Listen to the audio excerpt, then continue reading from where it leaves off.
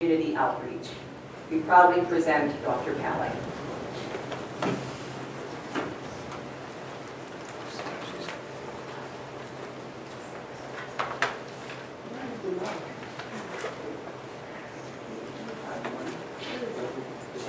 The pointer. Yeah, the pointer.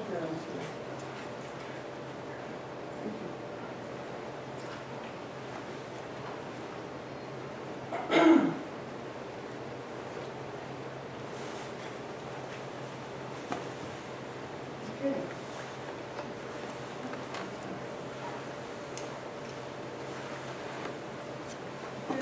I'm gonna try. I'm slow. I'm gonna try. So, the opening slide is, this is my mother, and I want you to, this is the only time I can say thank you to her. This is one of the posters that her team gave me when I was going to Burkina Faso. This is the reward that I got from my Fulbright work. This is the host institution that I work with. Of course, the map and the NGO I work with for my research. Okay, the Fulbright Scholarship Award is what I got in 2011. And this is mainly the goal is to increase mutual understanding between the people of the United States and the people of other countries through educational and cultural exchange. The requirement is that you have to be part of an institution, an academic institution, and there are other conditions that they require. Of course, teaching is part of it, experience, research, and other language is a plus if you're going to be going to an international institution. You have to be able to lecture in that language. In my case is really special. I went back to my original country. Usually they don't let you go to your own country, but exceptionally I have to say that we were 72, but 1/3 was made of Africans that immigrated to the United States, and the United States, I think, wanted them to go back and share what they got. And the 2/3 were, of course, Americans. Okay. So, and here is the website. I don't have time here to talk more about, but the Fulbright is for faculty, but also students, undergraduate that are just going to graduate. Let's say you're going to be graduating this year. If you apply for the Fulbright, you may be able to get it to start your master's degree or PhD, but not in the United States, but in another country, except the United States and Canada. Okay? You can go to Europe, you can go to Australia, you can go to Africa, you name it, except you cannot stay in the United States, okay, and Canada. So, my Fulbright scholarship, the condition was to teach and do research. And beside that, you can do your personal interest. So I'm going to talk about my teaching and my research, and of course, the community outreach. So where is Burkina Faso? So, it is a little country, West Africa. So it is a French-speaking country. East Africa speak English. West Africa speak French. This is African, so it is like the United States melting pot. The north is a mix. It is mainly English, but you have Morocco that speak French. So if not the rest, they speak English. And Tunisia, Morocco and Tunisia speak French, but the rest, they speak English. Okay, so there is a big desert here, and Mali is where there is a war now. The United States is not going, but they are helping the French and the other to fight with Al-Qaeda over there. Okay, so I'm teaching the same courses that I taught him at TIL, and my course institution is 2IE. In French, means the two. It is environment in energy management. It is an engineering school. It is a private, wealthy, I want to say, Ivy, run by the French in Burkina Faso. So all Africa send those who can afford it to that school for engineering. Okay, so the courses that they asked me to teach, because the environmental program, they just launched it in 2011, so they are looking for people to teach biology. They never did that before. So they asked me to teach courses in aquatic and of course fundamental and seminar. So this course I teach it at aquatic. So these people are in the 5th semester, so it is more than say, a master's degree in engineering. They don't have biology. So aquatic ecology is the same course that I teach here for my student. This is a new course that they asked me to teach. I never taught this course before, so but it was exciting to get to teach it at the school. And not only lecture, but also you have field work. And since this was the first time, they liked the way I taught it, so they asked me to, it is a big class, it is a class of 15 students, and they asked for the field work. So we had to go and spend almost a month in a protected area, wildlife protected area, because they had to do the field work, and then they're going to help those people to do a good management of the range. So this is a course that I teach also in active, so fundamentals for these people. This is the first semester. And again, aquatic, another topic that I never taught here, is Africa has coastal areas, so the issue about degradation and management of coastal area in Africa. So these are the courses that I taught for you. So these are some of the students that for my apartment, not all of them are here, but they took me for a lunch in a local restaurant. So, and here they are presenting on the aquatic, the coastal area. So there are so many students. This is having like a diversity of all Africa coming with the school. I never saw those people. If it doesn't because of the school, I would never meet these people, because they come from all azimuth of Africa. So from Cameroon to Madagascar, they are all here. So they are doing their presentation on that topic. So this is really the course, the new course that they asked me to teach. As you can see, they are European. The French come here, send their kids to that school because it's run by the French. So anyway, this is the gate of one of the park, the urban park. And I'm teaching the course with this professor coming from Benin. They have what we call visitor professor coming from Japan, Canada. They come from all over. You know, they are visitor professor. They come for 1 month. By the way, courses are taught 3 hours every day, 3 hours. One course has to be taught in 2 weeks, and then they have the exam and another one. It is really a fast pace. So this is one of the urban park, and we have to go there and teach on the spot. And then the students gonna do their presentation. This is again 2 hours. Okay, so we are preparing to go to the field.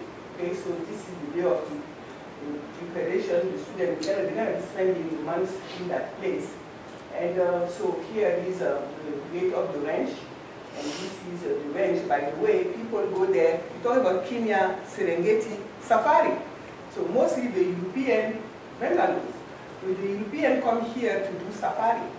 And of course, they invest also, mostly the Belgians. The Belgians do a lot of research in there on the game and everything, so they invest. It is an investment. Okay, I'm sorry, I went too fast better. These are some of the major protected areas in Burkina Faso. It is well known. The Dutch do a lot of work in that. The W is a bend, the river does like a bend, and mainly the bird flying from Canada all the way to Africa. So conservation biologists really study the breeding ground. These are habitats for migrating birds, and they follow them all the way there. By the way, the day I was traveling, I was sitting right beside that guy. Well, I'm sorry to say that guy, but he's a Dutch. And then he was going there to check again some of his work, and he has this big book, and he wanted me to get him to buy the book because they were going to publish it. 250. I said, okay, I don't know, let me talk to the librarian. Anyway, so Nazenga is where I took my students. The way we got to Nazenga is that when I taught the course, one of the students was doing his internship leaves this office. And he went quickly and tells them that, wow, one of them could come and sit in my class because it will be a good idea that I go with them. In fact, they wanted to create something with tea. That's the idea. They wanted to have this exchange of tea. Since they hear conservation, there is a possibility that students here can go and it is about making money. So they want students to go there and give their dollar so that they have an internship, they get to learn about the game over there. And you know that it's part of the business. So they are public, but they are also private at the same time. Okay. So this is the conference room of the park. So this is where people come and get briefing before they take their, I don't know, their jeep and everything to go shoot the animals. So but also this is where my students, after their work, they will come here and try to put their report together. So this is where they say, my students, when we stay there for a month, so these are different type of buildings. So they will stay 2 students per room. They have everything inside. They didn't take the pictures of it. They have everything, bathroom, everything. This is nice. They don't have air conditioner, of course. This is Africa. And this is another type of building. This is another. So it depends on how much you want to pay. Some of them are really nice. So these are the students, and this is the cafeteria kind of restaurant. After you finish, you can go there and have a drink. And here we have, an elephant chargers on who were running because we were so close to the elephant. So this is some of the places that we were visiting in the park. And here I'm very, very happy. For the first time, I never saw an elephant. So the first time I saw the elephant, I took the picture. So we came to drink at the pond. And here he's eating, and here is the huge one. So I have been able to participate to committees because I was appointed to 2 departments, the Department of Environmental Science and the Department of Water and Sanitation. So I was between 2 departments, of course, participating to all the activities, and mostly they have a lot of curriculum review because each time that they finish a course, they have to review and see how the students did it and what can be done to improve and so forth. And then this department, of course, is where we were to write a grant because they function on grants. Since it is private, mainly the World Bank and the IMF provide money to these people, but you have to write the project. Your project has to be selected. And so since I was working on plants, so for forest regeneration and use water, greywater, how to get the rural communities to use greywater and at the same time regenerate the degraded environment. Okay? So, so the final thing about 2IN is they have a job fair, career fair, where these are big businesses, international, mostly the oil company, Total, Texaco, these are engineers. They have 2 campuses. They have the lecturing campus, but the research campus, it is almost like 15 miles away from there. I didn't get to participate in that because you bring the money. So show me the money so I didn't have.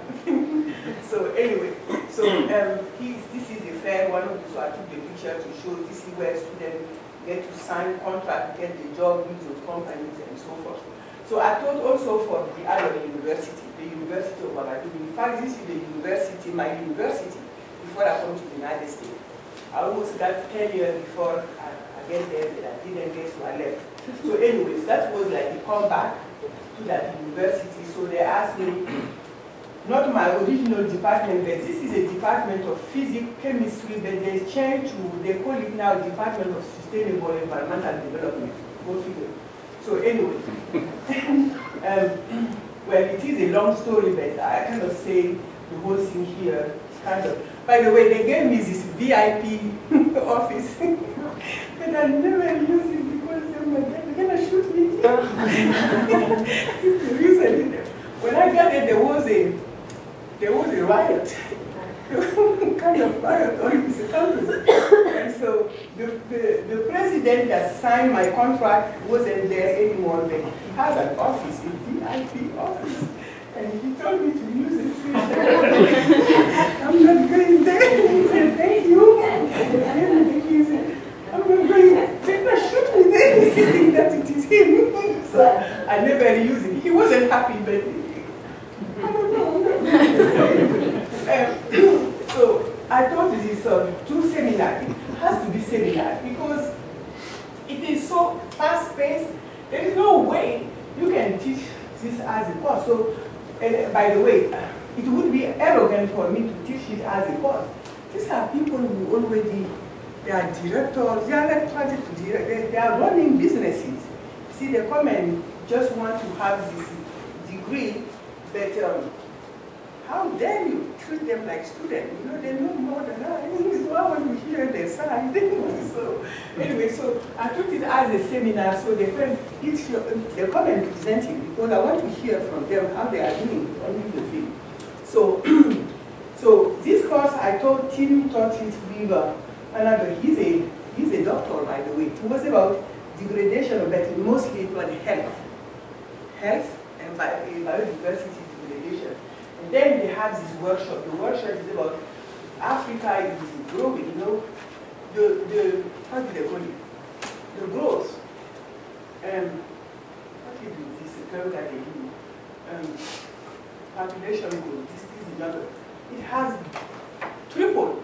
It has tripled. The people that I know, I don't know anybody. These are two totally new people. The campus has grown so big. It is huge. So, of course, growth, degradation, pollution, mostly water. So they created this urban park, but then China, I cannot say, China put a big stamp on Africa. You know, they get them, did you hear that, right? China built a big, like a UN in Africa, in Ethiopia, and gave them the key. But of course, and they are building those big highways, big, huge, because they're going to be allowing Africans now to move, be able to move with big airplanes. And of course, it comes with the territory. With change, you're going to have pollution, degradation. So the issue is health. I'm going to end it. It is about health now. Water is polluted, the air is polluted, but they have nice buildings, but okay. So he will be teaching the health part, but I'm teaching the environment. Okay? So, and so the research.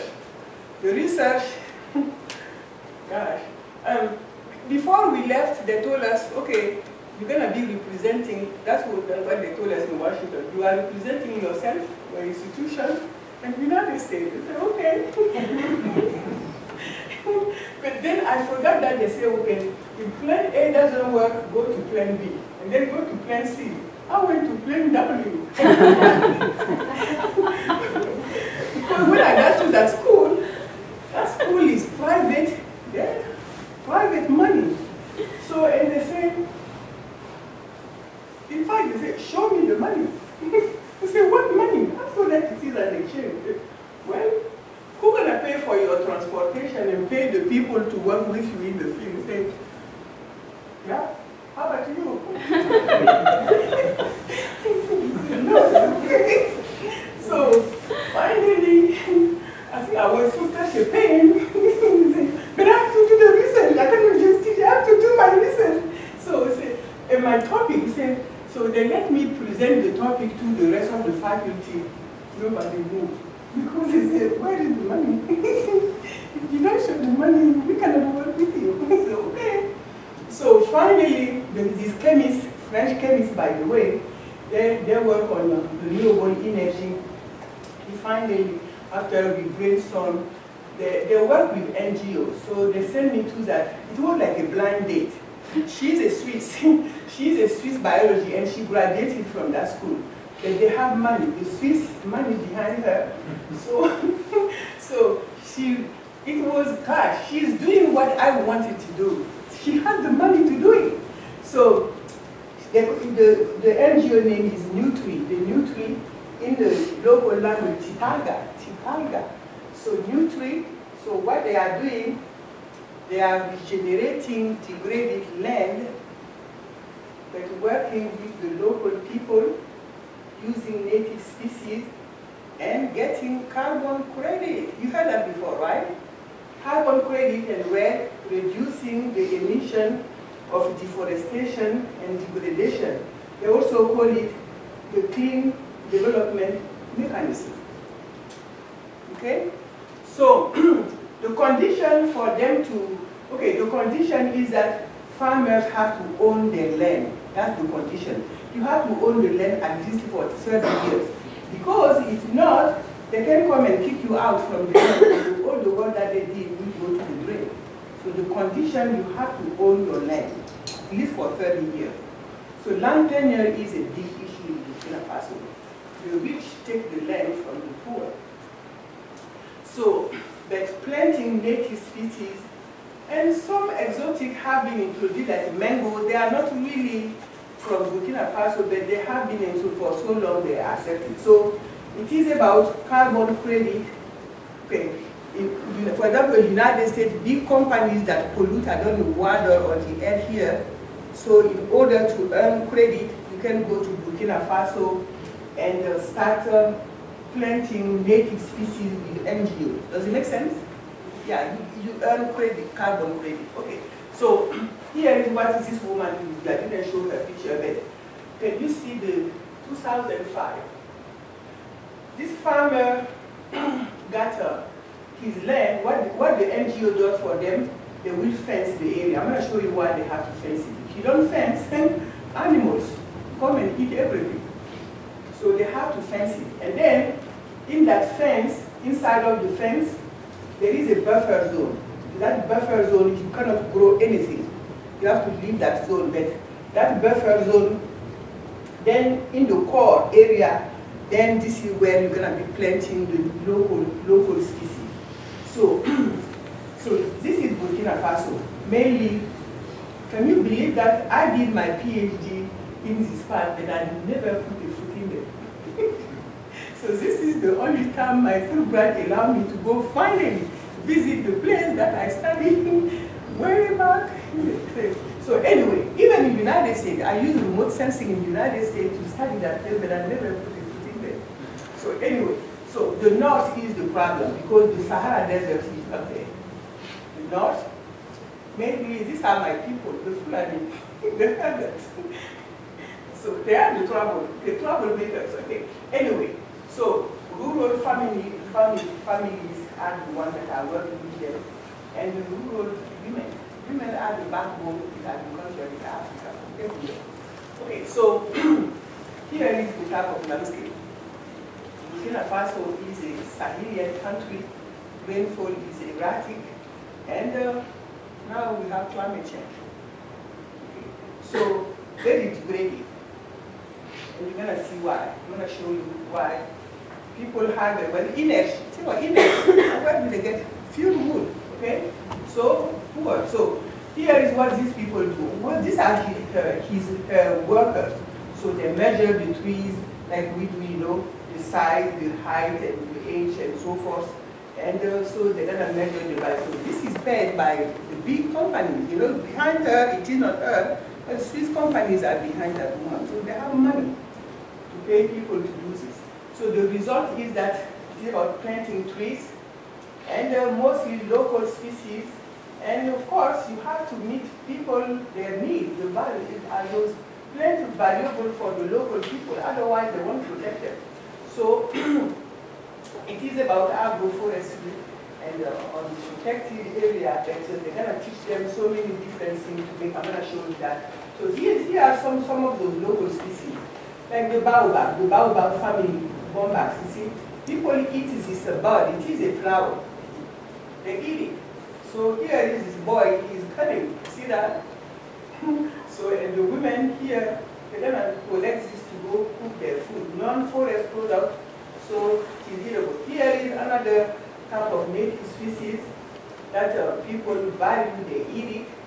By the way, the diet of the local people two-thirds of the diet depend on those native species. Here is another one, they call it the bait of the desert. The oil is branded by the Swiss company. They say that it is better than olive oil. So here is the baobab. You know that in 2009, in the United States, the FDA approved the baobab because the vitamin C is richer than orange. Okay, so here are really those native. You know the shea butter fruit, the baobab, the date. These are wild grapes, another type of like a plum, and then the Swiss are the one blending all these. Okay, so typical rural area in the north, this is how their house looks like, mud house. Okay, and the women, and this is how they work the land. Typical northern men, Fulani, work like this, right? This is their dwelling. But since they are nomadic, this is what they do. You know, this is the type of house that they have. Quickly, they take it down and go somewhere else. These are the animals that they carry. Of course, they go everywhere and eat everything. You can look at the goats. They eat everything. If you don't fancy, they're going to eat. So what they do, since they work with people, they do workshop here. You see her. So workshop trying to educate, talk to them, discuss issues, and finally fencing and putting the fence together. And there is an urgent need. See, this is the fence, okay? And so this for the start, and then little by little they're gonna go. So, but she work also. She doesn't ignore the traditional way of working on the land. The zai is a method that the local people have been using. You just dig a hole and put the manure in there, and it helps the little seedling to grow. Okay? So here is a work in progress. It is working. Station in progress using agroforestry. It is working. And but you cannot do this, and this cannot be enough to sustain people. So what she introduced is honey. Honey. So the acacia tree has one of the best honey. By the way, I'm sure you heard lately that the bees in the United States and in Europe are in trouble because of the pesticide. So the Swiss are banking on the honey coming from one of the best from Burkina Faso. And that woman is harvesting, of course, the fruit, and it is for fruit. And again, it is complementary. You cannot just ask people to plant. You have to have other activities that can complement. The issue is deforestation, but the need of energy. Look what they introduced, Nubian housing. You know, back then, history, the Nubian, you don't need air conditioner here. That's import, that's expensive. It is mud, but when you get inside, it is so cool. Nice. So this is what the Swiss are doing. See, this is how do they call it? Kind of like a nail in there. This fruit here, they are going to, it is a manufacturing. They're going to transform it into oil. They're going to extract the oil. And then they send it to Switzerland. And then the Swiss going to put their brand. Of course, it is not saying it's made in Burkina, but made in Switzerland. so what she did, bang, look at that. They are making mulch. Before they used to burn. See, burning, bush burning. Now the women have another activity. Instead of burning, they harvest the mulch. They can sell it on the market for people to feed their animals. And that's another activity empowering women. Water is a big issue. Water is when only 1 to 2 months a year, you need water to grow plants. So they are asking water pump to be installed so that they can use it. Fuel, see, it is the straw. Fuel wood. They go and harvest the wood for the urban area. And what she did, she's gonna improve this. Improving the 3-stone fuel wood stove. So they're gonna show the women how to make local fuel wood stove. Okay? And those fuel, see, now they, instead of using so many wood, you see, they are wasting wood here. Let me show you. Compared to this, now look what happened when you have this type of stove. You use only 3 or 2, and it cook all your meat. And here, some women get fancy, so they can paint it. And I got interested then to health, cancer, breast cancer, cervical cancer. So I got involved with some of the local women too. And so it is about educating women how to self-detection first, and then these are the women. So they don't work, so anyway, they are housewives and don't have access to a doctor, so they help each other. One of the women here she's a nurse, so she's the one that is teaching them how to do the examination and the cervical cancer issue and all the educational. So this is my farewell kind of drinking at home.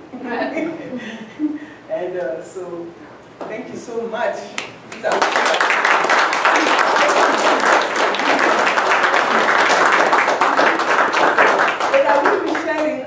I share with my students. I cannot do the whole thing, but each time that I teach my courses, I share it with my students. So that's what I have been doing. Thank you so much for your support. Thanks.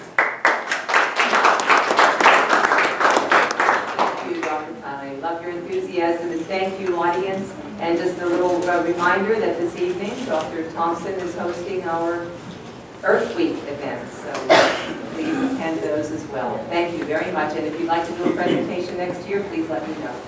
Thanks. Have a good summer.